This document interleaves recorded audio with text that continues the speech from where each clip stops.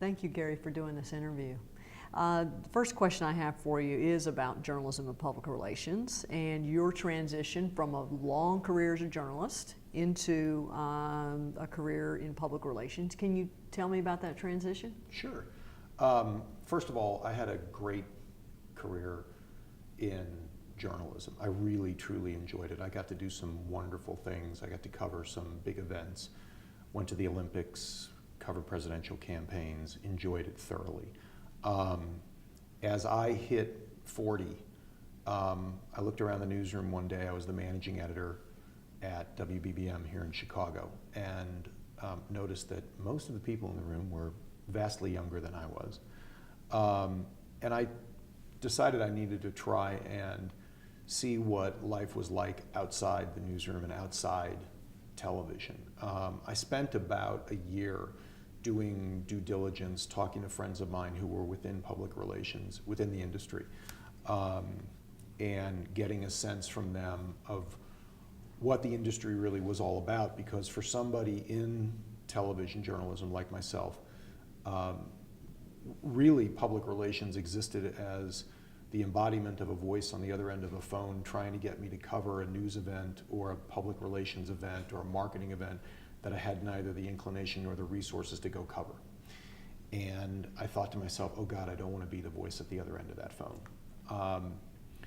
And I found out as I did my due diligence that public relations was so much more than cold calling people to come to a marketing event.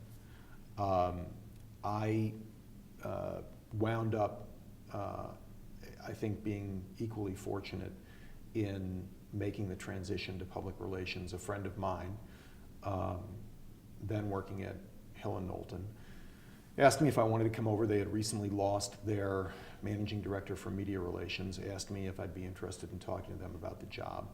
I had to take a moment and go, are you sure you're, me? Really? I don't have any experience in PR at all. And I did. I went to talk with him. He introduced me to the then general manager of the firm, a gentleman named Keith Burton, who within the industry is widely known as somebody who's a wonderful mentor, a great communicator, and really a great manager of people. Keith and I hit it off. They asked me to join Hill & Knowlton as the managing director for media relations. And Keith has been very gracious to me, as have others who helped me make the transition into public relations, in telling others that I seem to have made an almost seamless transition. It wasn't as seamless as I think it may have appeared, at least on the outside. When I joined the firm, I had to get a sense of several things. First of all, what was the business of public relations and communication? What was the business itself, the business model, the billable hours, the P&L, the way the office fit in with the other system, the other offices within the H&K system. And then I also had to get a sense of the different practice areas that were a part of the Chicago office and a part of H&K as a whole. And I found then that there was so much more about public relations and communication that I did not know about. Everything from public affairs to, we had an interactive division, we had financial communications. The things that anyone within the industry or anyone who had grown up within the industry would say, oh, well, sure. These were all new to me. And I was very fortunate. I got great training at H&K. I like to think that one of the things that prepared me for being at H&K was the grounding I got in journalism, in being able to think quickly on my feet, being able to try and anticipate where a news story would go next. Because as a manager in a newsroom, I had to do those things. I had to plot out where we were going to take a story next. As the managing director for media relations at H&K, I think that kind of training and those kinds of experiences prepared me to make a pretty good transition into PR and into the communications field. Um, I also began doing media training, which I got help with from the firm, but as I went through it and as we developed the module for media training that we did with people, I found that I felt like I was a natural at that type of thing, but you would expect that from somebody in television. So it was for me, I think outwardly, a fairly seamless transition. I would say inside, especially on that first day, I sat there thinking to myself, if I have to write a press release, I'm not exactly sure what I'm doing here. And I remember thinking that I was going to need to think on my feet, that I was going to need to learn by watching others do, and that hopefully I could make the kind of transition that would, make the firm happy they had hired me. And it turned out to be a great experience. Do you remember a skill set that you had to develop that you didn't already have?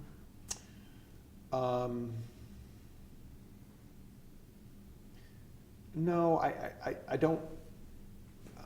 I think I had to develop a skill set on the financial communication side. So I did have to become familiar with trying to counsel companies about SEC guidelines, about how they were going to conduct themselves on an analyst call or an earnings call. I had to learn what the guidelines were. I had to learn what the what an earnings report was, what we would want to put into an earnings report or a conference call with Wall Street or an earnings call. Those things I had to learn, and I was very fortunate to have people around me who I am friendly with to this day who gave me great training and who I could watch do what they did so well and learn from. One of my close friends is Jeff Zilka. He is now at Edelman heading the financial relations practice for Edelman here in the Midwest.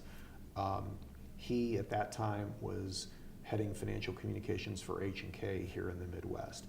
I got phenomenal training from Jeff, and I got phenomenal training from a lot of people like that in the different disciplines who either took pity on me or saw this as an opportunity to develop somebody within the firm who could be helpful down the line, hopefully. How do you communicate to your team that you think good writing is essential? You tell, well, in my case, I tell them. I mean, I've tried to mentor people who have worked for me, whose writing skills needed work, and to also provide them with examples so that they see good writing.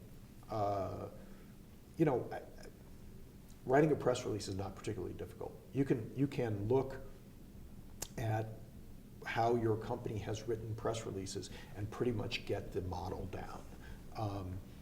I think you can do the same thing with looking at good writing wherever you find it. And so I try to work with people to improve their writing skills and to build their confidence in their writing. You've talked about working with folks in terms of improving their writing, and you've talked a little bit about mentoring, and I guess my question is, can you mentor ethical decision making? Oh, I think you can. I think that's what I said, what I meant earlier when I said I think you have to be around people who are modeling ethical behavior. And I think it begins with the youngest person on your staff. They have to see how decisions get made. It has to be somewhat transparent, and they have to believe in the ethics behind the decision that you're making. And it has to be within a consistent framework of ethical behavior.